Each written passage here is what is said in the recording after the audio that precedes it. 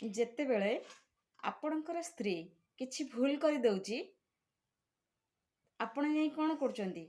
ଆପଣଙ୍କ ସାଙ୍ଗ ଆଗରେ କି ଆଉ କାହା ଆଗରେ ବଖାଣି ହେଉଛନ୍ତି ଯେ ସିଏ ଆଜି ଏମିତି ସବୁ ଭୁଲ କରୁଛି, ମୁଁ ତାକୁ ମାରିଲି, ବାଡ଼େଇଲି, ଗାଳି ଦେଲି। ଯାହା ବି କିଛି ଆପଣଙ୍କ ପର୍ସନାଲିଟି ଘଟୁଛି, ଆପଣ ଆପଣଙ୍କ ସାଙ୍ଗ ଆଗରେ ସେୟାର କରୁଛନ୍ତି। ଆଚ୍ଛା କୁହନ୍ତୁ ତ, ଆପଣଙ୍କ ସ୍ତ୍ରୀ ଭଲ ହେଲେ ବି ଆପଣଙ୍କର, ଖରାପ ହେଲେ ବି ଆପଣଙ୍କର। ତା ମାନେ ନୁହେଁ ଆପଣ ଯାଇ ଆଉ କାହା ଆଗରେ ସେଟା ସେୟାର କରିବେ। ରାତି ପାହିଲେ ଯାହା ଆଗରେ ଆପଣ ସେୟାର କରୁଛନ୍ତି ସିଏ ହିଁ ଆପଣଙ୍କୁ ଖୁଣ୍ଟା ଦେବ। ବୁଝିପାରୁଛନ୍ତି? ନିଜର ପର୍ସନାଲିଟି ନିଜ ଭିତରେ ରଖନ୍ତୁ। ନିଜର ଘରର ପରିବାରର ଯାହା କିଛି ସମସ୍ୟା ଘର ଭିତରେ ରଖନ୍ତୁ। କାହା ଆଗରେ ବି ସେୟାର କରନ୍ତୁନି। କାହିଁକି ନା ନିଜ ସ୍ତ୍ରୀର ସବୁକିଛି ଆପଣଙ୍କ ପାଇଁ, ସେମାନଙ୍କ ପାଇଁ ନୁହେଁ। ନିଜ ସ୍ତ୍ରୀ ଯାହା ବି ଭୁଲ କରେ ସେଟା ଆପଣଙ୍କର ସମସ୍ୟା, ଗାଁ ଲୋକମାନଙ୍କର ସମସ୍ୟା ନୁହେଁ। ଆଉ ଗୋଟେ କଥା, ନିଜର ବୃଦ୍ଧ ପିତାମାତା ସେମାନେ ଯେତେବେଳେ ବୃଦ୍ଧ ହେଇଯାଆନ୍ତି, ଆପଣ ତାଙ୍କ ପ୍ରତି ଅବହେଳା କରନ୍ତି।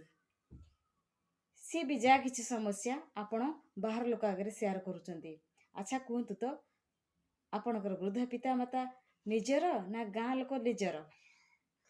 ସବୁକିଛିକୁ ନିଜର ଚାରିକାନ୍ଥ ଭିତରେ ରଖନ୍ତୁ। କାହିଁକି ନା ବର୍ତ୍ତମାନ ଦୁନିଆରେ ଯେତେବେଳେ ସୁଯୋଗ ଦେଖିବେ ସେତେବେଳେ ବଦଲା ନେବେ। ବୁଝିପାରୁଛନ୍ତି?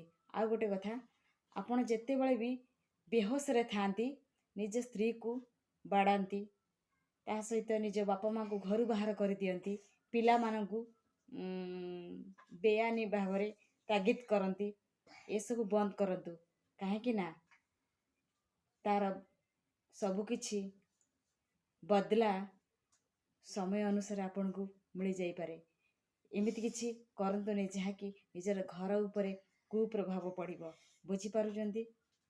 ସେଥିପାଇଁ ନିଜକୁ ସବୁବେଳେ ସଚେତନ ରଖନ୍ତୁ। ଆଉ ନିଜର ସବୁକିଛି ସମସ୍ୟା ନିଜ ଭିତରେ ସମାଧାନର ବାଟ ଖୋଜନ୍ତୁ। ନିଜକୁ ଏମିତି ବନାନ୍ତୁ ଯାହାକି ଅଦର ଲୋକ ନିଜ ବିଷୟରେ କିଛି ଜାଣିପାରିବନି। ଯେତିକି ଜାଣିବେ ଅଦର ଲୋକ ଆପଣଙ୍କର ଅସୁବିଧା ସେତିକି ହବ।